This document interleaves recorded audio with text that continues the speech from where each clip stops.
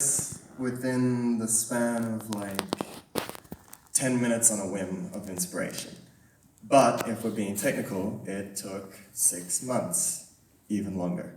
That's because I wasn't really able to quite capture the way that I felt about this, and it's been a reoccurring thing in my life, specifically, where I really hated it.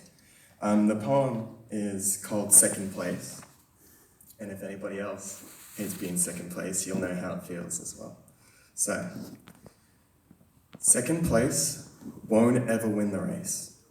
He doesn't blaze trails, and he certainly doesn't save face. He never realizes the times he's been wilding, because he's always been trying to find himself within the shadow of someone else's place. Thinking that he's such a disgrace, to be such a misplacement, no adjustments to be made, this man is clearly insane. So if you ever see him walking the streets, get out of his way. No other thing to say, this man clearly doesn't care for the well-being of anybody else but himself. But when it came to the people he counted on to help him through the finish line, his mind was sent forwards, backwards, and side to side by the reality that those people had nothing but fallacies caressing him silently, hoping that he'd never hear those back-ended whispers, those back-ended distances that were placed between him and others, never truly connecting with someone else, albeit for even a minute. Minute at times, the man caught glimpses of his life in line. Raise a family, walk the streets with a smile on his face, finally finding his own place. And yes, he's 19 years old, but he's still feeling such a disgrace in his own kin, to his own line of family. See, the family he has is distraught, far from normality.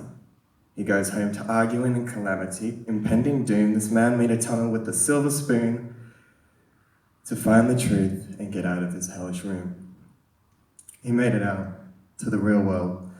Now he had to find out what everyone else's deal was. See, he would eye him down and get into fights nearly every day for mean mugging. He didn't know what to say. So when the people came knocking, he knew there was hell to pay. Honestly, finding even a single syllable in his dire times of need was something that was impossibly difficult for him to even muster up the courage, and when he did, their backs were turned, and his blood was out on the ground. Filled up with bruises and fractured bones, this man thought that he had found his home, and the ground laid down bare bones without protection.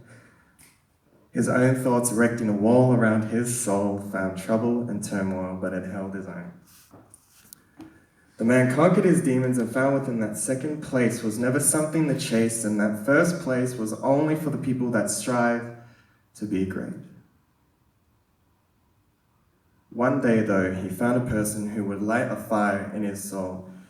The very day that he found that he never truly could be whole, and he thought about it day in and day out, about what to even do or say, and he found out a way to live his life, finally. After struggles and strife, being confused and annoyed, that was through striving for greatness, no, not by himself, but by building bridges for other people to follow him through hope and clarity. This man truly got to see what he thought was free. That man was me.